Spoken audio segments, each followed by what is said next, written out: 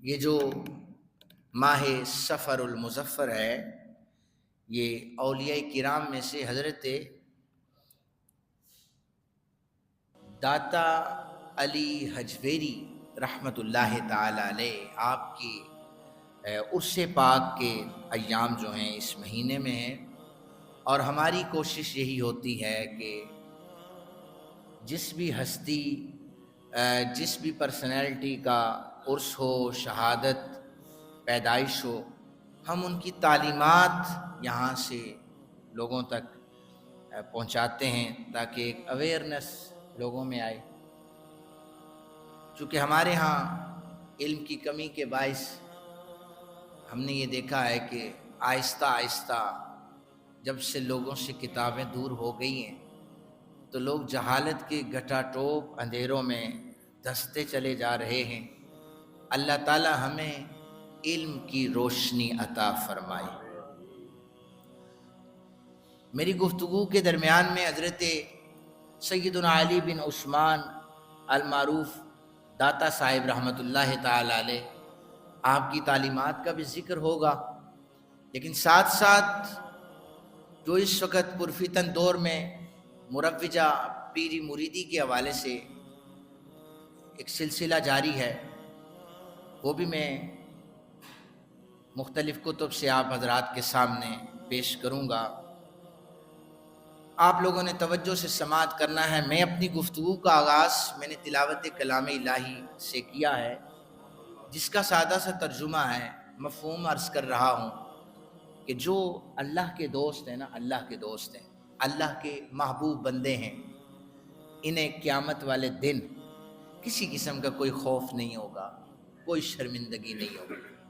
ان میں لازمی نہیں ہے کہ وہ کسی کے نام کے ساتھ پیر طریقت لکھا ہوگا تو اسے خوف نہیں ہوگا، بلکہ جو پھٹے پرانے کپڑوں میں ملبوس ہوگا، کوئی ریڑھی لگانے والا ہے، کوئی تاجر ہے، جس کے دل میں اللہ کا خوف ہوگا، جو اللہ کو دوست رکھے گا، اللہ جسے دوست رکھے گا، بروز محشر ایسے شخص کو کسی قسم کی کوئی پریشانی نہیں۔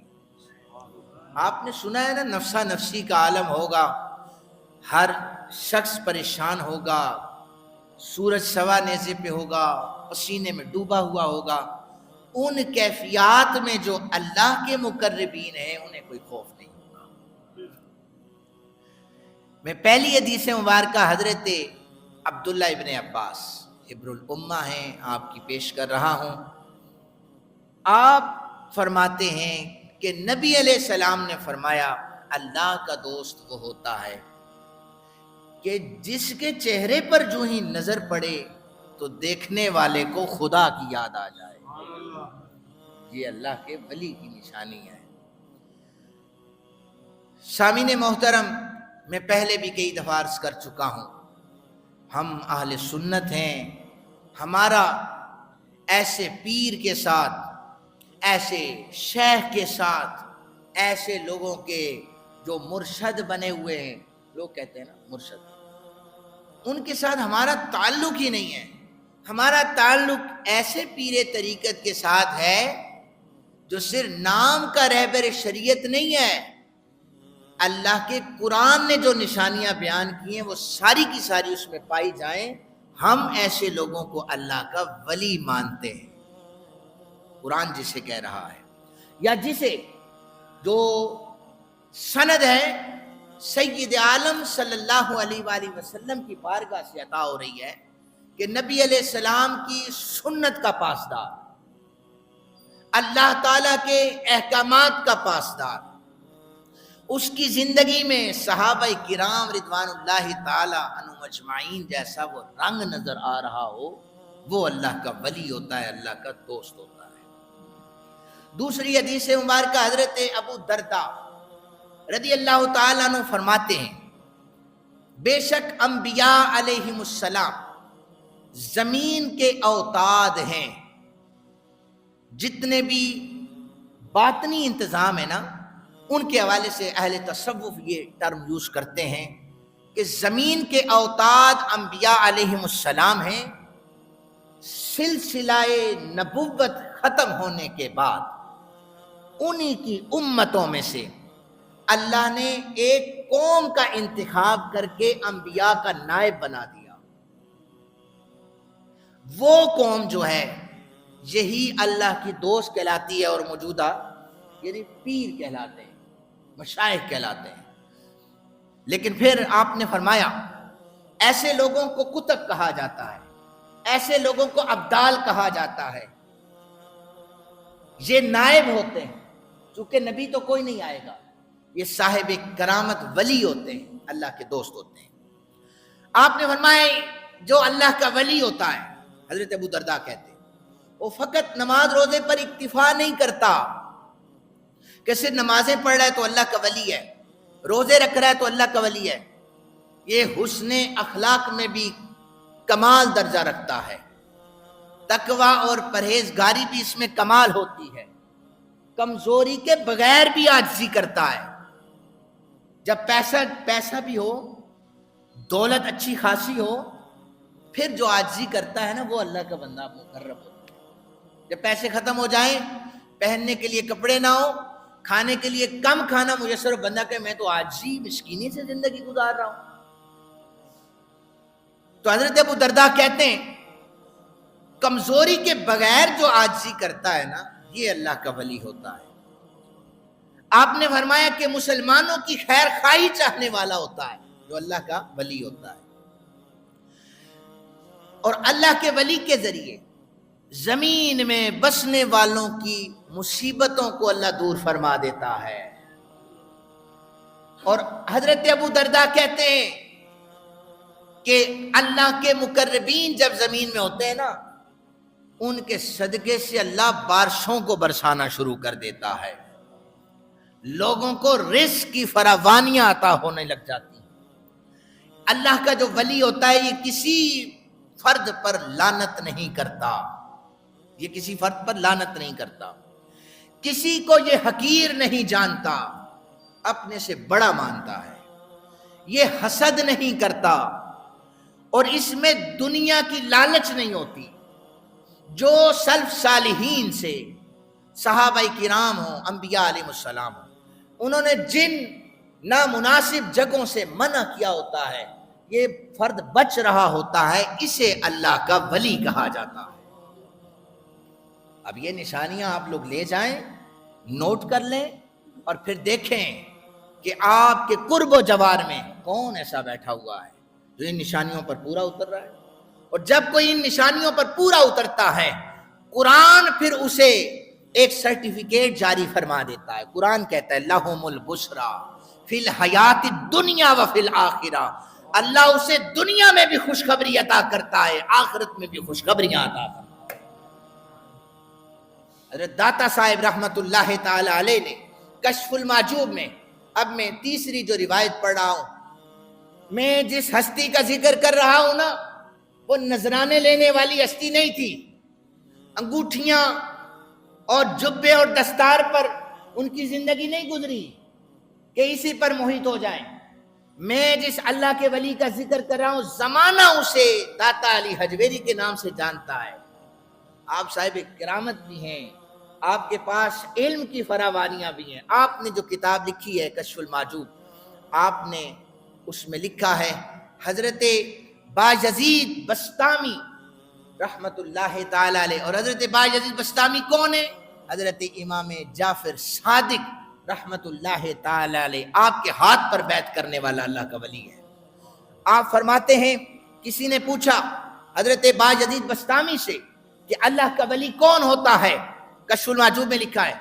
تو بایزید بسطامی رحمت اللہ تعالی علیہ نے فرمایا الولی هو الصابر تحت الامر والنہی, ولی جو ہوتا ہے اللہ کے ہر حکم پر اپنے سر کو جھکا لیتا ہے, اور اللہ جہاں سے منع فرما دیتا ہے اللہ کا ولی وہاں پر نظر ہی نہیں آتا, اور پھر جہاں پر اللہ حکم دیتا ہے وہاں سے غائب نہیں ہوتا. یہ نیکی کا حکم دیتا ہے, برائیوں سے روکتا رہتا ہے. یہ حضرت بایزید بسطامی نے لکھا. داتا صاحب رحمت اللہ تعالی علیہ نے مزید آگے لکھا, کہنے لگے کہ پھر بایزید بسطامی رحمت اللہ تعالی علیہ نے مزید اس کی ڈیٹیل بیان کی. آپ کہتے ہیں کہ قریب ہی ایک علاقہ تھا جس میں ایک شخص نے دعویٰ کیا کہ میں بھی اللہ کا ولی ہوں۔ یاد رکھیں کہ جب یہ ولایت کا مرتبہ اللہ کسی کو عطا فرما دیتا ہے تو وہ پھر کے لوگوں کو نہیں بتاتا کہ میں ولی بن چکا ہوں، میں پیر طریقت بن چکا ہوں، وہ نہیں بتاتا لوگ۔ میں پہلے عرض کر چکا ہوں، اس کے چہرے پر نگاہ پڑتی ہے، فوراً دیکھنے والے کو خدا کی یاد آ جاتی ہے۔ اور پھر حضرت باجدید بسطامی کہتے ہیں، داتا صاحب نے لکھا ہے، قریب علاقے میں کسی نے کہا جی میں اللہ کا ولی ہوں، کہنے لگے پھر مجھے زیارت کرنی چاہیے اس کی، اللہ کے نیک بندوں کی زیارت کا بھی بڑا اجر ہے۔ تو باجدید بسطامی بڑا میلوں دور سفر کر کے آپ تشریف لے گئے۔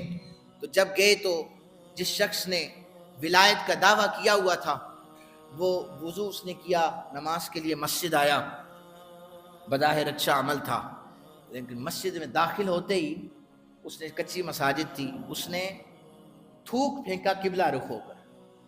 جس نے ولایت کا دعویٰ کیا اس نے قبلہ رخ ہو کر تھوک پھینکا نا، تو حضرت باجدید بسطامی کہتے ہیں اتنا سفر طے کیا تھا کہ میں اس ولی کی زیارت کروں، تو وہیں سے پلٹ گئے، کہنے لگے یہ اللہ کا ولی نہیں ہو سکتا جسے آمنہ کے لال جناب محمد رسول اللہ صلی اللہ علیہ وآلہ وسلم کا ادب نہ ہو، جسے بارگاہ مصطفیٰ کا ادب نہ ہو، یہ اسے پتہ ہی نہیں قبلے کی رخ جانب ہو کر تھوک رہا ہے اور کہتا ہے کہ میں اللہ کا دوست ہوں۔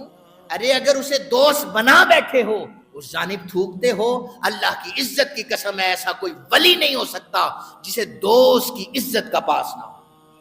تو آپ پلٹ گئے، آپ نے کہا یہ اللہ کا ولی نہیں ہو سکتا۔ آپ دیکھیں کہ کس طریقے سے حضرت باجدید بسطامی رحمت اللہ تعالی علیہ نے، ایک چھوٹی سی بات تھی، آپ نے اس کو پرکھا کہ ولی میں اتنا سا بھی یہ غلطی کوتاہی تصوف میں برداشت نہیں کی جاتی۔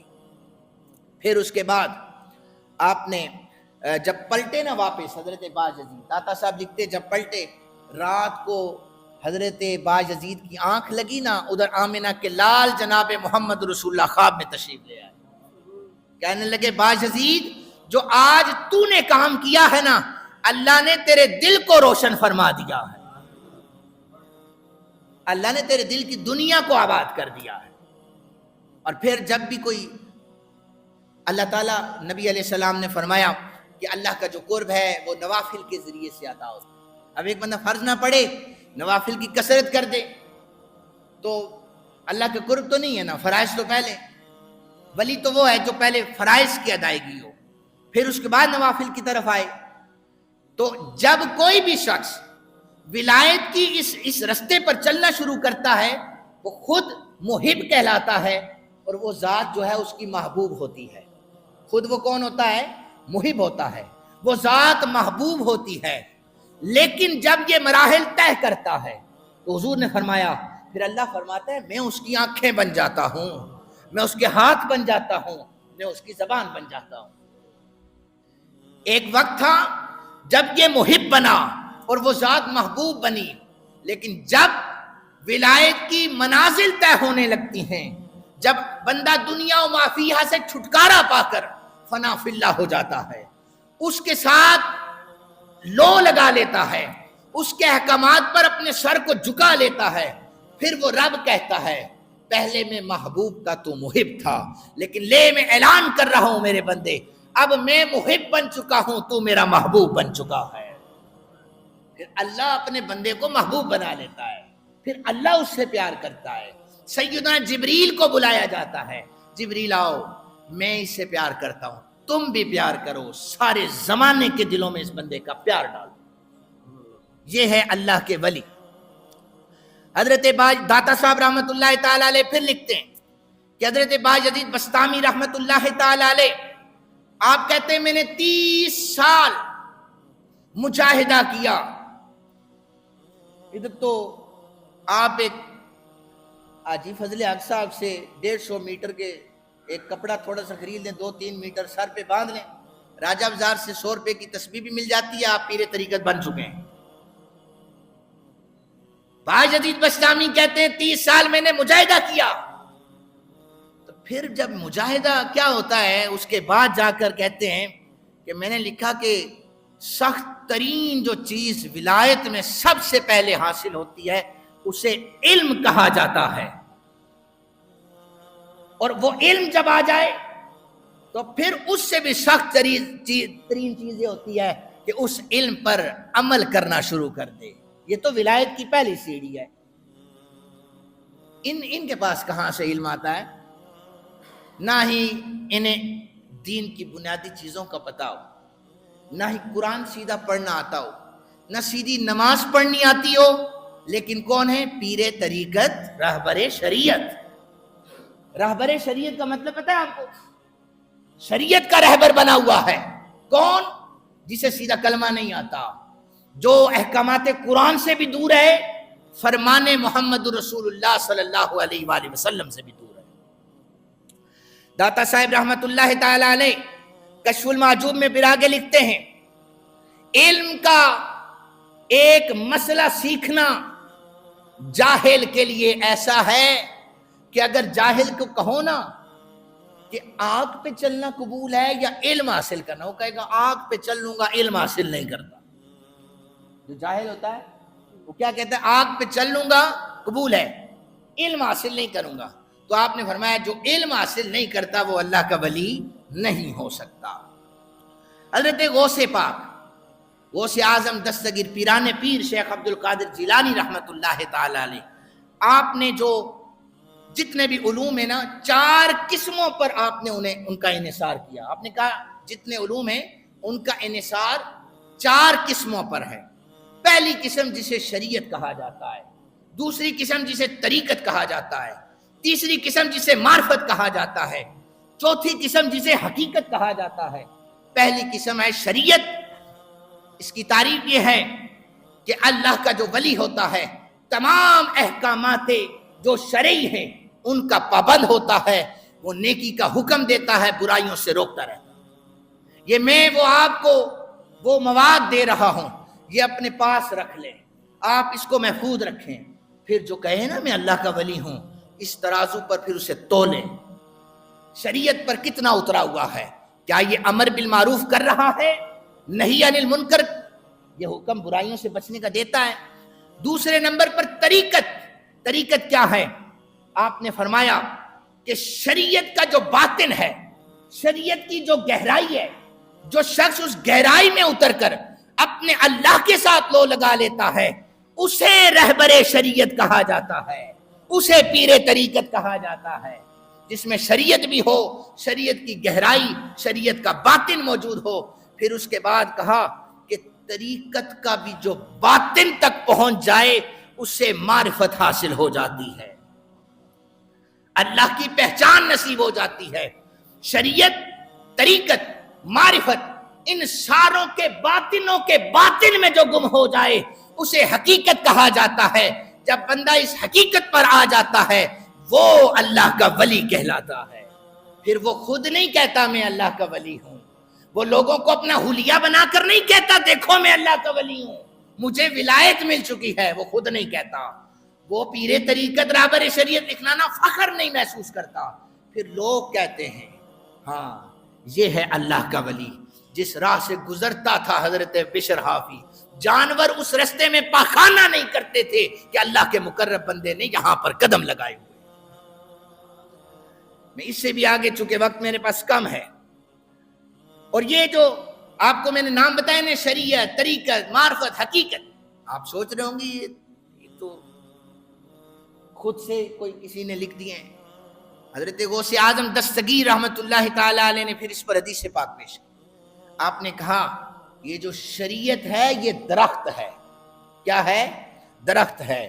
یہ جو طریقت ہے اس کی ٹہنیاں ہیں، یہ جو معرفت ہے یہ اس کے پتے ہیں، یہ جو حقیقت ہے نا یہ اس پر لگنے والا پھل ہے۔ اور فرمایا جس نے درخت کو نہ پایا وہ پھل تک کیسے پہنچ سکتا ہے؟ جس نے درخت ہی نہیں پایا وہ پھل تک کیسے پہنچ سکتا ہے؟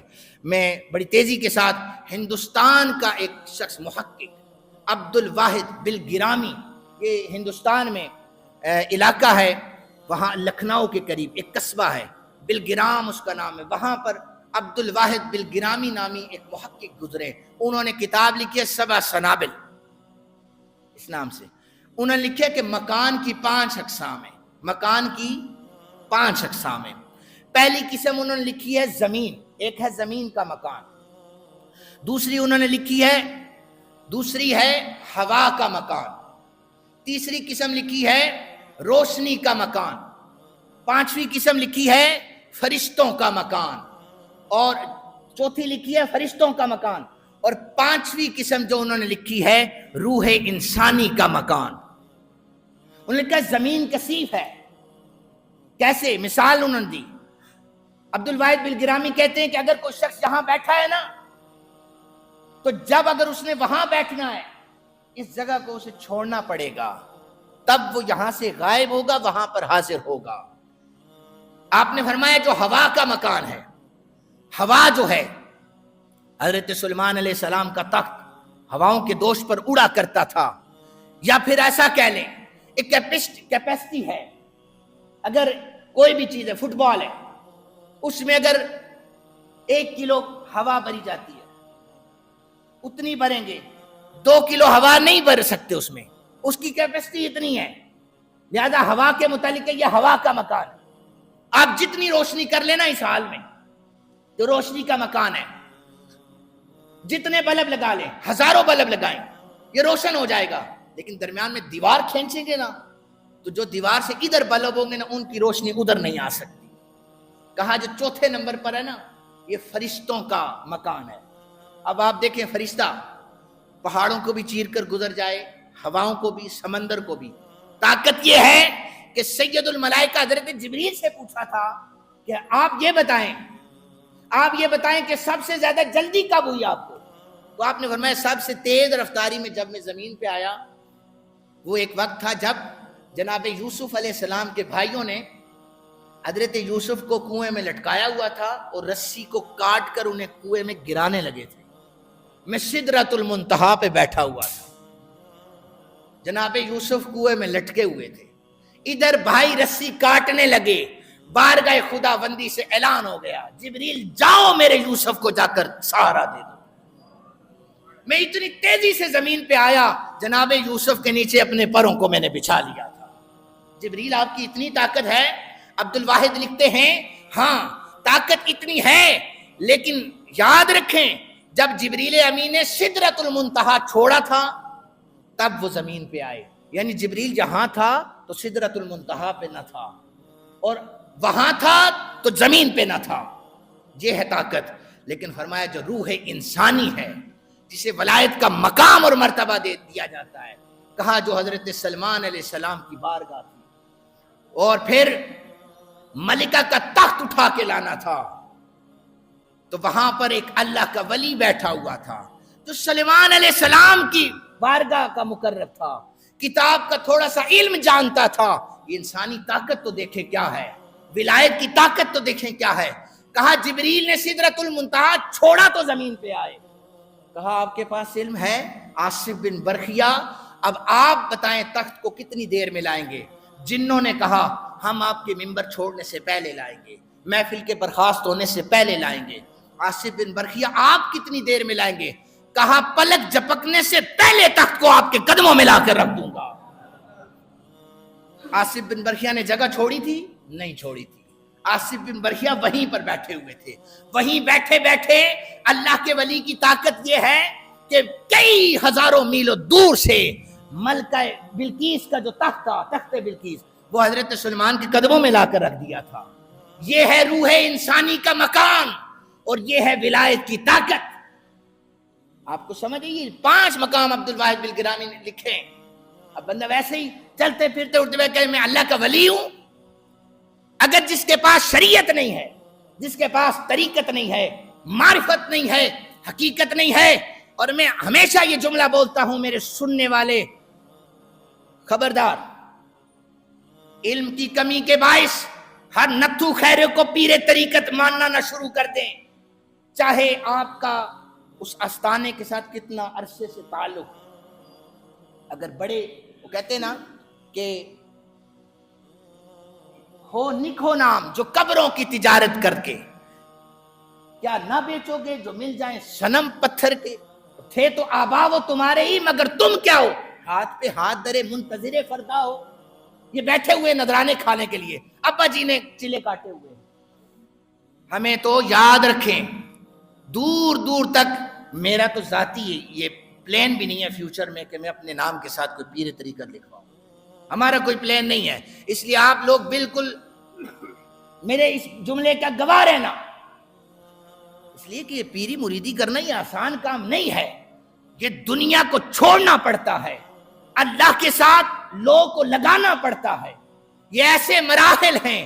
اللہ کی عزت کی قسم ہم دعا کرتے ہیں یہ نصیب ہو جائیں، لیکن جنہیں زمانہ داتا علی حجویری کے نام سے جانتا ہے، جنہیں پیران پیر غوث اعظم دستگیر کے نام سے جانتا ہے، جنہیں حضرت سید اعلی حضرت پیر مہر علی شاہ صاحب گولوی رحمت اللہ تعالی علیہ کے نام سے جانتا ہے، یہ ہوتے ہیں اللہ کے ولی۔ انہیں دیکھ کر خدا کی یاد آتی تھی، لہذا خدا را علم کو سامنے رکھ کر ایسا ترازو لگائیں کہ اگر کوئی شریعت کو نہیں مانتا وہ پیر نہیں ہو سکتا، یہ یاد رکھیں، یہ ایسا ترازو ہے۔ مت یہ کہیں کہ اس آستانے سے ہماری محبتیں ہیں تو بس یہ جو سیاہ سفید کہہ دے گا ہم کہیں گے یہی سچ ہے، وہی سچ نہیں ہے۔ سچ وہی ہے جو اللہ کا قرآن کہتا ہے، جو فرمان رسالت امام صلی اللہ علیہ وآلہ وسلم کہہ رہا۔ اللہ تعالیٰ سے دعا ہے اللہ تعالیٰ ہم سب کو صحیح معنوں میں نبی علیہ السلام کا امتی بننے کی توفیق عطا فرمائے۔ وما علیہ